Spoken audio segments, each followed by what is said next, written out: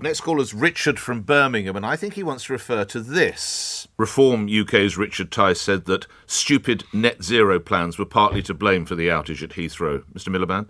He'll make up any old sort of... baloney is the word I'm hoping you'll use. Baloney is the word I was... I was nervous as to what word might come next, Mr. Miliband. Yeah, I was quite nervous, actually. He'll make up any other old baloney. Just these people just want...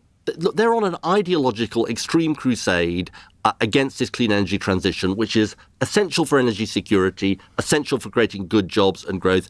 I've seen absolutely zero evidence of what Richard Tice is talking about, and I think it says more about Richard Tice than about what happened at Heathrow. So the Richard to whom he refers is Richard Tice, who is the Deputy Leader of Reform UK and MP for Boston and Skegness, currently in Birmingham campaigning, I imagine, and joins me now. You want to have your say back to Mr. Miliband, Richard. Go ahead, Mr. Tice. Good morning.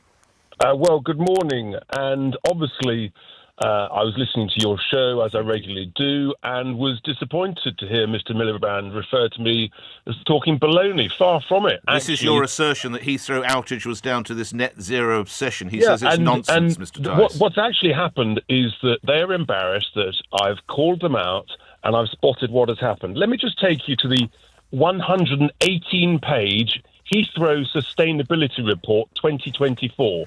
It's all about how they get to net zero on the ground.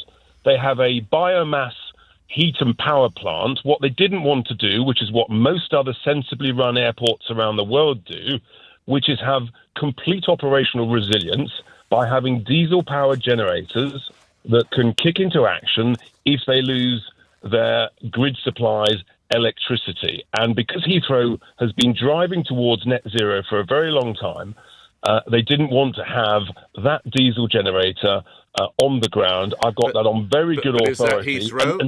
Is that Heathrow's decision, Mr. Tice? Yes, that was Heathrow's decision. That is Heathrow's decision. Well, then why would you blame the government, Mr. Tice?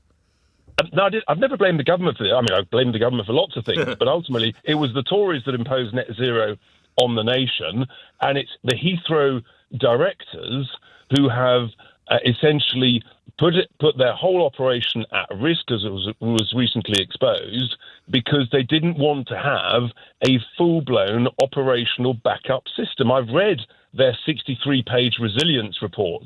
Unbelievably, nowhere there does it imagine the scenario where the electricity from the grid is cut off. I mean, just grotesque negligence and over-focus on net stupid zero. So, lastly, Mr. Tice, when the report is published, and there may be interim findings within 7 to 14 days, just briefly, what specifically will you be looking for? Richard Tice.